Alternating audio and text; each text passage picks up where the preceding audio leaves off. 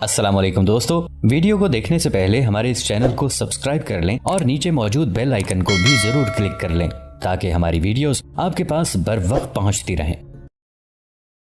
چند ایک مسلمان سوار اس حصار پر حملہ آور ہوئے۔ محافظوں نے بڑا ہی سخت مقابلہ کیا۔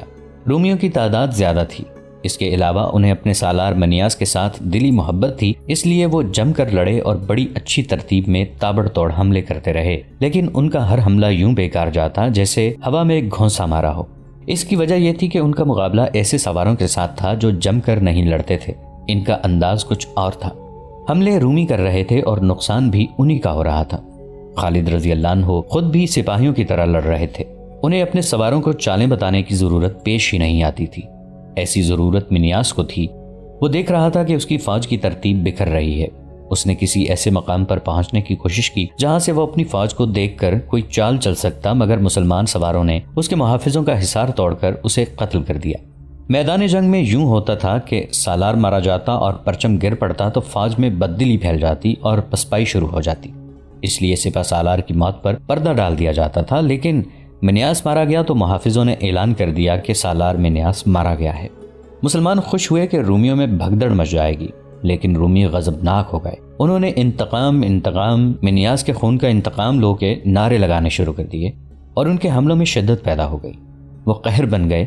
ایک بار تو انہوں نے مسلمان سواروں کے پاؤں اکھاڑ دیے، لیکن یہ غضبناک انداز ان کے اپنے لیے نقصان دہ ثابت ہوا۔ انہیں صحیح طور طریقے سے لڑانے والا مارا گیا تھا۔ اب وہ غصے میں آئے ہوئے ہجوم کی صورت اختیار کر گئے تھے۔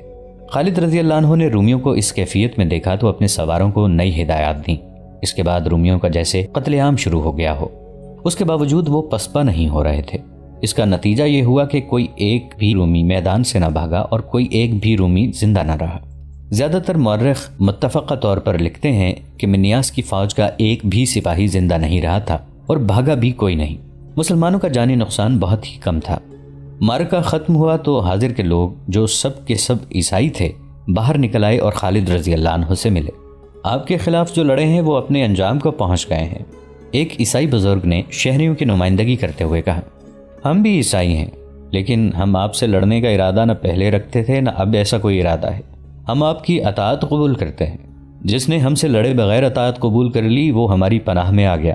خالد رضی اللہ عنہ نے کہا، نہ تم پر جزیہ واجب ہے، نہ ہم تمہیں اسلام قبول کرنے کو کہتے ہیں۔ تمہاری عبادت گاہیں محفوظ رہیں گی۔ ابھی ابو عبیدہ رضی اللہ عنہ کے دستے نہیں پہنچے تھے۔ انہیں محاصرے کے لیے جانا تھا، اس لیے انہیں کوئی جلدی نہیں تھی۔ انہوں نے ایک پڑاؤ بھی کیا تھا۔ خالد رضی اللہ عنہ نے وہاں انتظار نہ کیا کیونکہ انہیں قنسرین کو محاصرے میں لینا تھا۔ یہ جگہ وہاں سے زیادہ دور نہیں تھی۔ قنسرین کے اندر رومیوں کی کچھ فوج موجود تھی۔ خالد رضی اللہ عنہ نے محاصرہ کیا تو رومیوں نے شہر کی دیوار پر آ کر تیر اندازی شروع کر دی۔ خالد رضی اللہ عنہ کو اندازہ تھا کہ اندر فوج اتنی زیادہ نہیں ہوگی، اگر ہوتی بھی تو خالد رضی اللہ عنہ ہمت نہ ہارتے۔ انہوں نے اپنے ایک ایلچی کو یہ پیغام دے کر قلعے کے دروازے پر بھیجا، اے رومیوں، تم اگر آسمان پر چھائے ہوئے بادلوں میں ہوتے تو بھی ہمارا اللہ ہمیں تم تک یا تمہیں ہم تک پہنچا دیتا۔ ہم تمہیں موقع دیتے ہیں کہ بہت برے انجام تک پہنچنے سے پہلے قلعے کے دروازے کھول دو۔ اگر دروازے ہم نے کھولے تو پھر صلح کی شرطیں تمہاری کمر توڑ دیں گی۔ تمہارا سالار حاضر کے باہر مارا پڑا ہے اور جو فوج وہ اپنے ساتھ لے گیا تھا اس کا کوئی ایک بھی سپاہی زندہ نہیں۔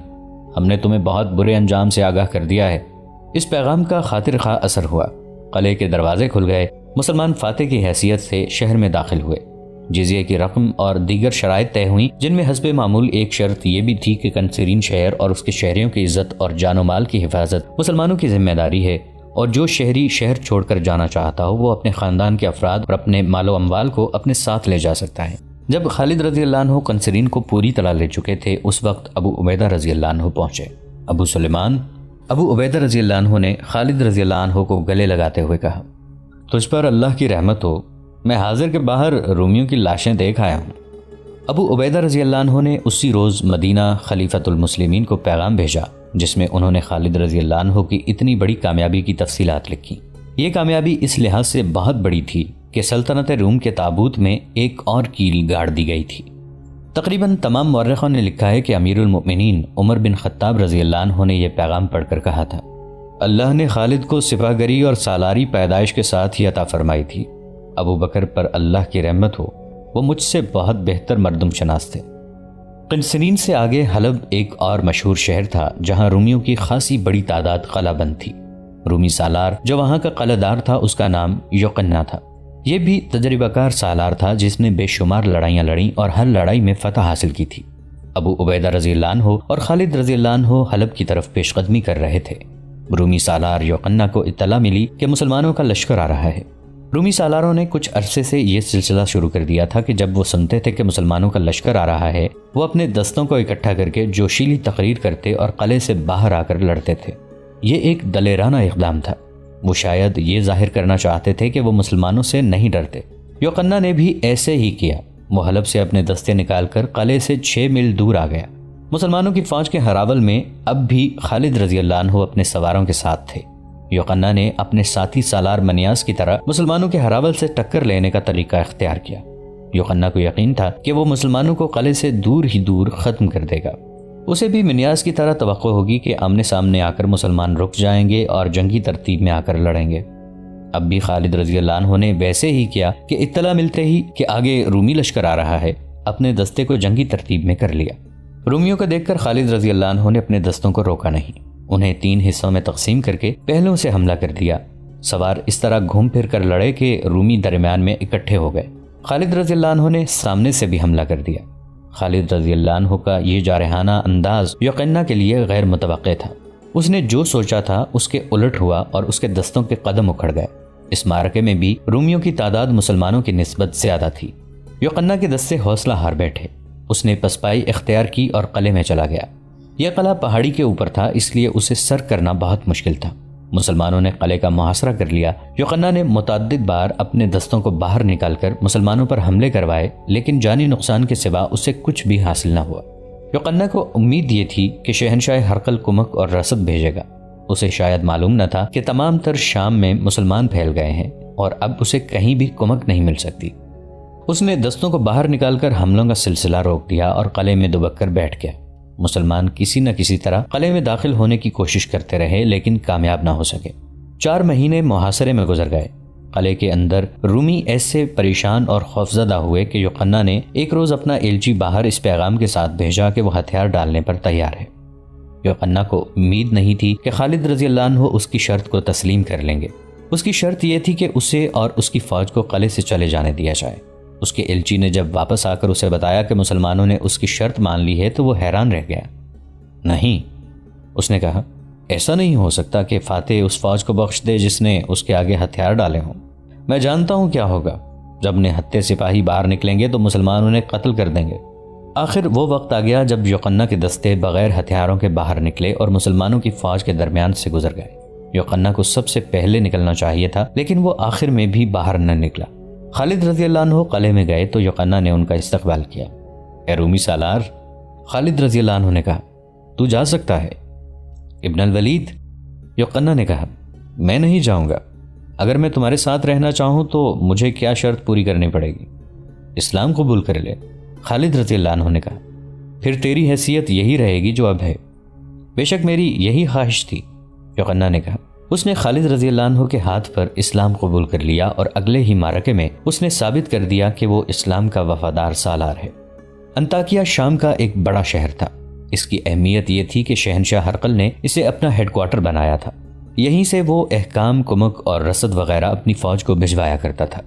ہرقل اب وہاں نہیں تھا، وہ شام کی سرحد سے جا چکا تھا اور غالباً قسطنطنیہ میں تھا، لیکن انطاکیہ میں رومی فوج اور ہیڈ کوارٹر موجود تھا۔ وہاں سے رومیوں کو نکالنا لازمی تھا، اس سے شام کی فتح مکمل ہو جاتی تھی۔ ابو عبیدہ رضی اللہ عنہ نے انطاکیہ کی طرف پیش قدمی کا حکم دے دیا۔ حسب معمول خالد رضی اللہ عنہ اپنے گھڑ سوار دستے کے ساتھ ہراول میں جا رہے تھے۔ انطاکیہ چونکہ رومیوں کا آخری بڑا قلعہ اور اہم مقام رہ گیا تھا اور وہ رومی فوج کا مرکز بھی تھا، اس لیے توقع تھی کہ وہاں یرموک جیسا خونریز معرکہ ہوگا۔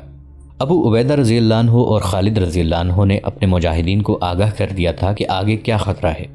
سب سے بڑا خطرہ تو یہ تھا کہ مجاہدین کی اس فوج کو مدینہ سے نکلے 4 سال ہو چلے تھے اور وہ مسلسل لڑ رہے تھے۔ جہاں تک جسموں کا تعلق تھا وہ ختم ہو چکے تھے۔ اب تو یہ روح کی قوت تھی جو انہیں انسانی سطح سے بہت اوپر لے گئی تھی۔ انہوں نے اپنے آپ کو اللہ کے سپرد کر دیا تھا۔ انہیں آرام نہیں ملتا تھا۔ دن تلواروں کی جھنکار، تیروں کے زناٹوں، برچھیوں کے وار روکنے اور وار کرنے میں گزر جاتا اور راتیں اپنے زخمی ساتھیوں کی کربناک آوازوں میں گزرتی تھیں۔ وہ باطل کی ایک چٹان کو توڑتے تو ایک چٹان سامنے آن کھڑی ہوتی۔ وہ آخر گوشت پوست کے انسان تھے اور یہ گوشت پوست تھکن سے ٹوٹ پھوٹ گیا تھا۔ دشمن ان کی جسمانی کیفیت سے آگاہ تھا اور یہی ایک خطرہ تھا جو سالار محسوس کر رہے تھے۔ انطاکیہ کا دفاع بہت مضبوط تھا۔ جاسوسوں کی لائی ہوئی اطلاعیں سالاروں کو پریشان کر رہی تھیں، مگر رکنا اور انتظار کرنا بھی خطرناک تھا۔ رومیوں کی کمک آنے سے پہلے انطاکیہ پر قبضہ کرنا ضروری تھا۔ مجاہدین کو قرآن کی یہ آیت بار بار یاد دلائی جاتی رہی کہ لڑو اس وقت تک جب تک کفر کا فتنہ ختم نہیں ہو جاتا، حکمرانی صرف اللہ اور اللہ کے دین کی رہ جائے۔ انطاکیہ کے رستے میں 2-3 چھوٹے چھوٹے قلعے تھے۔ انہیں سر کرتے ہوئے مجاہدین انطاکیہ سے 13-14 میل کے فاصلے پر پہنچے تو ایک جاسوس آیا۔ ابو سلیمان، جاسوس نے خالد رضی اللہ عنہ سے کہا، تھوڑا ہی آگے ایک دریا ہے جس پر ایک مضبوط پل ہے۔ اس پل سے اس طرف رومیوں کا ایک لشکر تیار کھڑا ہے۔ راستہ بدل لیا جائے یا جنگ کی تیاری کر لی جائے تو اس پر اللہ کی رحمت ہو۔ خالد رضی اللہ عنہ نے کہا، اللہ کو منظور ہوا تو یہ لشکر بھی ہمارا راستہ نہیں روک سکے گا۔ تعداد کتنی ہوگی؟ ہمارے پورے لشکر سے دگنی تو ضرور ہوگی، اس نے بتایا۔ پیچھے جاؤ، خالد رضی اللہ عنہ نے کہا، سبا سالار سے بات کرو کہ بہت جلدی لشکر کو آگے لے آئیں۔ ابو عبیدہ رضی اللہ عنہ جب خالد رضی اللہ عنہ سے آ ملے تو پورے لشکر نے جنگی ترتیب میں پیش قدمی کی۔ رومیوں کا لشکر زیادہ دور نہیں تھا۔ یہ مقام جہاں رومی لشکر مسلمانوں کا راستہ روکے کھڑا تھا انطاکیہ سے 12 میل دور تھا۔ رومی سالار نے یہ دانش مندی کی تھی کہ دریا کو اپنی پشت پر رکھا تھا۔ اسی مقام پر بڑا مضبوط پل تھا، یہ رومیوں کے عقب میں تھا۔ خالد رضی اللہ عنہ نے حسب معمول توقف نہ کیا، آمنے سامنے آتے ہی اپنے رسالے کو خاص انداز سے حملہ کرنے کا حکم دے دیا۔ اس سے ان کا مقصد یہ تھا کہ رومیوں کی ترتیب بکھر جائے یا وہ سکڑ جائے۔ اس خصوصی رسالے کے سوار ضرب لگاؤ اور ادھر ادھر ہو جاؤ کے اصول پر حملے کرتے تھے۔ جب دشمن کی جمعیت بکھرنے لگی تو ابو عبیدہ رضی اللہ عنہ نے دشمن کے ایک پہلو پر حملہ کرا دیا۔ پیچھے دریا تھا۔ خالد رضی اللہ عنہ کی کوشش یہ تھی کہ دشمن کو اتنا پیچھے دھکیل دیا جائے کہ دریا اس کے لیے مصیبت بن جائے، یا اسے اتنا آگے لایا جائے کہ اس کے عقب میں جانے کے لیے گھڑ سواروں کو جگہ مل جائے۔ ابو عبیدہ رضی اللہ عنہ اور خالد رضی اللہ عنہ کے حملے اسی نوعیت کے تھے جن سے یہ مقصد حاصل کیا جا سکتا تھا، لیکن رومی لشکر کا سالار بھی تجربہ کار اور جنگی قیادت اور چالوں کا ماہر تھا۔ اس نے اپنے دستوں کو ترتیب میں منظم رکھا اور مسلمانوں پر حملے کیے بھی اور مسلمانوں کے حملے روکے بھی۔ اس طرح جنگ زیادہ سے زیادہ خونریز ہوتی چلی گئی۔ خالد رضی اللہ عنہ نے رومی سالار کو دیکھ لیا اور اپنے چند ایک سواروں سے کہا کہ وہ رومیوں کے قلب میں گھسنے کی کوشش کریں۔ کئی ایک سوار اس کوشش میں جان پر کھیل گئے۔ آخر کچھ سوار رومی سالار تک جا پہنچے اور اس کے محافظوں کا حصار توڑ کر اسے ہلاک کرنے میں کامیاب ہو گئے۔ رومیوں کا پرچم گرتے ہی ان میں افراتفری مچ گئی اور وہ پسپا ہونے لگے۔ کچھ دریا میں کود گئے، باقی پل کے ذریعے دریا کے پار گئے۔ جتنی دیر میں مسلمان ان تک پہنچتے وہ انطاکیہ کے قلعے کے اندر جا چکے تھے۔ ابو عبیدہ رضی اللہ عنہ اور خالد رضی اللہ عنہ نے جا کر قلعے کا محاصرہ کر لیا۔ رومیوں کا لڑنے کا جذبہ میدان میں ہی ختم ہو گیا تھا۔ قلعے میں انہوں نے پناہ لی تھی۔ خالد رضی اللہ عنہ نے کئی بار اعلان کروایا تھا کہ قلعے کے دروازے کھول دیے جائیں، ورنہ کسی کی جاں بخشی نہیں ہوگی اور کوئی شرط قبول نہیں کی جائے گی۔ رومیوں کا لشکر جو اب پہلے جیسا طاقتور نہیں رہ گیا تھا، بغیر سالار کے تھا۔ اندر سے ایک ایلچی باہر آیا جس نے ہتھیار ڈال دیے اور یہ شرط پیش کی کہ لشکر کو آزادی سے چلے جانے دیا جائے۔ مسلمان سالاروں نے یہ شرط مان لی۔ روم کی تمام تر فوج جو قلعے کے اندر تھی قلعے سے نکل گئی اور مسلمان انطاکیہ میں داخل ہو گئے۔ یہ 30 اکتوبر 637 عیسوی بمطابق 5 شوال 16 ہجری کا دن تھا۔ رومیوں کا آخری اور سب سے بڑا شہر بھی مسلمانوں کے ہاتھ آ گیا۔ اس کے بعد چھوٹی چھوٹی 2-4 جگہیں رہ گئی تھیں جہاں رومی موجود تھے، لیکن وہ لڑنے کے لیے موجود نہیں تھے، بلکہ انہیں بھاگ نکلنے کا کوئی راستہ نہیں مل رہا تھا۔ 637 عیسوی کے آخری مہینے تک شام پر مسلمانوں کا قبضہ مکمل ہو گیا اور وہاں رومیوں کا عمل دخل بالکل ہی ختم ہو گیا۔ قسطنطنیہ میں ہرقل عیسائیوں کے ایک وفد کے سامنے اپنے محل میں بیٹھا تھا۔ یہ وہی شہنشاہ ہرقل تھا جس کی آنکھوں کی ہلکی سی جنبش سے کئی انسانوں کو جلاد کے حوالے کر دیا جاتا تھا۔ یہی ہرقل تھا جس نے ابتدا میں مسلمانوں کو ہمیشہ کے لیے ختم کر دینے کا حکم دیا تھا۔ یہی ہرقل تھا جس نے حیرت کا اظہار کیا تھا کہ عرب کے ان بدوؤں کو یہ جرت کیوں کر ہوئی کہ انہوں نے سلطنت روم کے سرحد کے اندر قدم رکھا ہے۔ اب تھوڑے ہی عرصے بعد وہی ہرقل اپنی آدھی سلطنت مسلمانوں کے حوالے کر کے شکست خوردگی کے عالم میں اپنے دارالحکومت قسطنطنیہ میں بیٹھا تھا، جیسے کبھی نہ ہارنے والا جواری بازی ہار گیا ہو اور اس کے پاس پھوٹی کوڑی بھی نہ رہی ہو۔ تم لوگ مجھے کس طرح یقین دلا سکتے ہو کہ مسلمانوں کو ان علاقوں سے باہر نکال دو گے جو انہوں نے فتح کر لیے ہیں؟ ہرقل ان عیسائیوں سے کہہ رہا تھا، اگر تم میں اتنی جان ہوتی تو آج میں تمہارے درمیان اس طرح نہ بیٹھا ہوتا۔ شہنشاہ روم، عیسائیوں کے وفد کے لیڈر نے کہا، اب یہ سوچنا بیکار ہے کہ شکست کا ذمہ دار کون ہے۔ ہم یہ مسئلہ لے کر آئے ہیں، وہ ایک بار پھر سن لیں۔ آپ جس خطے کو مسلمانوں کے حوالے کر کے آئے ہیں وہ نہ آپ کا تھا نہ مسلمانوں کا ہے، وہ ہمارا خطہ ہے۔ شکست آپ کی فوج کو ہوئی، لیکن ایک غیر قوم کے غلام ہم بن گئے ہیں۔ مسلمانوں نے جزیہ ہم سے لیا ہے، یہ ہماری بے عزتی ہے۔ ہماری مجبوری یہ ہے کہ ہم مسلمانوں کے خلاف لڑ نہیں سکتے۔ ہم لڑیں گے، ہم اپنی جانیں قربان کرنے کو تیار ہیں، لیکن ہمیں آپ کی مدد کی ضرورت ہے۔ اگر آپ کمک بھیجنے کا وعدہ کریں تو ہم مسلمانوں کے خلاف جنگ کا اعلان کر دیتے ہیں۔ ہرقل ان عیسائیوں کی جو شام کے شمالی علاقے کے رہنے والے تھے یہ باتیں اس طرح سن رہا تھا جیسے یہ لوگ اس سے بھیک مانگنے آئے ہیں اور اسے ان لوگوں کے اس مسئلے کے ساتھ کوئی دلچسپی نہ ہو۔ حقیقت یہ تھی کہ ہرقل چاہتا ہی یہی تھا کہ شام کے عیسائیوں کو مسلمانوں کے خلاف ایسی جنگ کے لیے تیار کرے جو بہت ہی طویل ہو، تاکہ مسلمان شام کے علاقے میں ہی الجھے رہیں اور روم کی سلطنت میں مزید آگے نہ بڑھیں۔ یہ جنگ شب خون قسم کی ہو سکتی تھی۔ بیشتر مورخوں نے لکھا ہے کہ ہرقل نے درپردہ شام کے قابل اعتماد پادریوں کو اکسایا تھا کہ وہ عیسائیوں کو مسلمانوں کے خلاف استعمال کریں۔ تاریخوں میں یہ بھی لکھا ہے کہ عیسائی تیار ہو گئے تھے۔ عیسائیوں کا یہ وفد جو اس کے پاس بیٹھا تھا اس سے بے خبر تھا کہ جو تجویز پیش کرنے آئے ہیں اس پر ہرقل پہلے ہی کام کر رہا ہے۔ اس وفد پر وہ یہ ظاہر کرنا چاہتا تھا کہ انہیں مدد دے گا اور یہ مدد کر کے وہ ان پہ بڑا احسان کر رہا ہے۔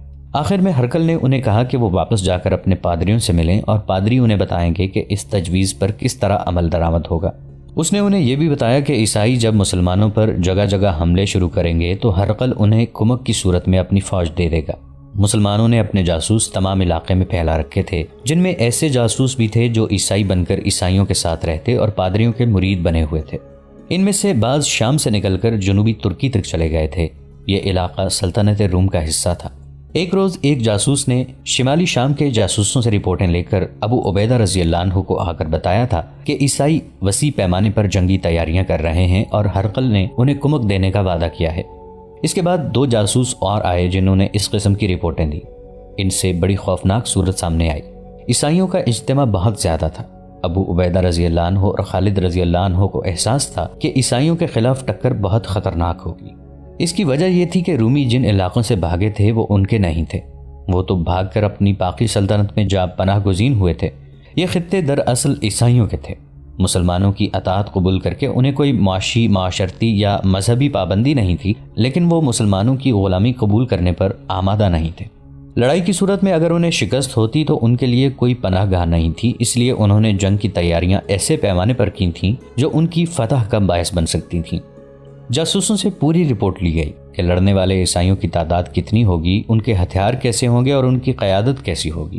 خیال کیا جاتا تھا کہ قیادت رومی سالار کریں گے کیونکہ عیسائیوں کے پاس قیادت کے لیے کوئی سالار نہیں تھا۔ اگر کوئی تھا بھی تو وہ مسلمان سالاروں کی ٹکر کا نہیں ہو سکتا تھا۔ پھر بھی صورتحال جو پیدا ہو گئی تھی وہ مسلمانوں کے لیے بہت بڑے خطرے کا باعث بن سکتی تھی۔ ابو سلیمان، ابو عبیدہ رضی اللہ عنہ نے خالد رضی اللہ عنہ سے مشورہ لینے کے لیے کہا، شام میں ہماری حکومت نوزائیدہ ہے، ہمارے ابھی قدم جمے نہیں۔ اگر ہم نے کوئی خطرہ مول لیا اور حالات ہمارے خلاف ہو گئے تو ہم پسپا ہو کر مدینہ تک زندہ بھی نہیں پہنچ سکیں گے۔ امین الامت، خالد رضی اللہ عنہ نے کہا، سوال ہمارے زندہ رہنے یا نہ رہنے کا نہیں ہے، یہ سوچ کے اسلام کا زوال شروع ہو جائے گا۔ تمام فوج شام میں ہے، کیا یہ بہتر نہیں ہوگا کہ ہم امیر المؤمنین کو اطلاع دے دیں؟ ابو عبیدہ رضی اللہ عنہ نے پوچھا، اور مدینہ سے کمک بھی مانگ لیں، ہماری تعداد رہ ہی کیا گئی ہے؟ امین الامت، خالد رضی اللہ عنہ نے کہا، مدینہ تک پیغام جاتے اور وہاں سے کمک آتے بہت وقت لگے گا، کیا یہ بہتر نہیں ہوگا کہ ہم ہر جگہ سے فوج ایک مقام پر اکٹھی کر لیں؟ ان جگہوں پر ہم ضرورت کے مطابق فوج رہنے دیں۔ خدا کی قسم میں عیسائیوں کو کھلے میدان میں لا کر لڑانا چاہتا ہوں۔ یہ باتیں حمص میں ہو رہی تھیں، وہاں دوسرے سالار بھی تھے۔ ان سب کی رائے یہ تھی کہ حمص کے اندر رہیں اور عیسائیوں کو آنے دیں کہ وہ محاصرہ کر لیں۔ ابو عبیدہ رضی اللہ عنہ کو اکثریت کی رائے کے مطابق فیصلہ کرنا پڑا۔ انہوں نے اپنے ان دستوں کو بھی حمص میں بلا لیا جو ارد گرد کے علاقے میں تھے۔ اس کے ساتھ ہی ابو عبیدہ رضی اللہ عنہ نے ایک تیز رفتار قاصد کے ہاتھ خلیفۃ الرسول عمر رضی اللہ عنہ بن الخطاب کو پیغام بھیج دیا، جس میں انہوں نے تفصیل سے لکھوایا تھا کہ عیسائیوں نے ہرقل کی پشت پناہی میں کیا صورتحال پیدا کر دی ہے۔ ابو عبیدہ رضی اللہ عنہ نے یہ بھی لکھوایا کہ وہ حمص میں قلعہ بند ہو کر لڑیں گے۔